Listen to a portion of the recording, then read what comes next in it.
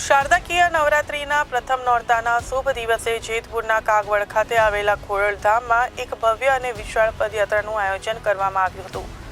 ખોડલધામમાં chairman Naresh પટેલની અધ્યક્ષતામાં આયોજિત આ પદયાત્રામાં મોટી સંખ્યામાં શ્રદ્ધાળુઓ અને રાજકીય આગેવાનો ઉમટી પડ્યા હતા।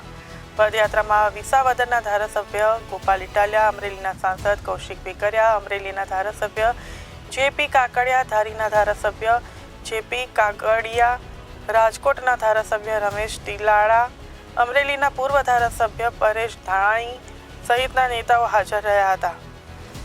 પદયાત્રા બાદ ખોડલધામ ખાતે આયોજિત ધર્મસભામાં નરેશ પટેલ મહત્વનું નિવેદન આપતા જણાવ્યું કે ખોડલધામમાં મંચ પર ક્યારેય રાજકારણ થવું જોઈએ નહીં।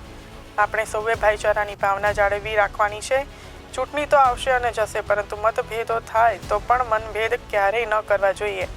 તેમણે ઉપસ્થિત સૌને આ મંચ પર રાજકારણથી દૂર રહેવા અપીલ કરી હતી। નરેશ પટેલે એક મોટી જાહેરાત કરતા જણાવ્યું હતું કે 2017 પછી કોઈ મોટા કાર્યક્રમો થયા નથી, પરંતુ વર્ષ 2027માં ખોડલધામમાં દિશા શતાબ્દી મહોત્સવ ઉજવવામાં આવશે।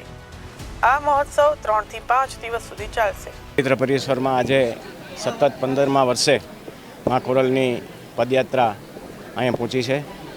પ્રથમ નોરતે માના ચરણોમાં આશીર્વાદ લેવા આજે આખા ગુજરાતમાંથી લેવા પટેલ સમાજના બહેનો અને ભાઈઓ જોડાયા છે, તે બદલ સૌને મારા અભિનંદન।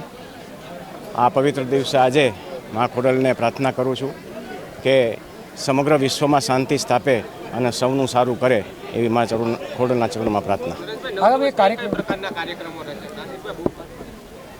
આજે અઠવાડિયા પહેલાં ટ્રસ્ટ મંડળની અંદર એવો નિર્ણય લેવાનો છે કે 21/1/2027માં દશાબ્દી મહોત્સવ આપવો। એમાં મહાયજ્ઞનું આયોજન કરવું।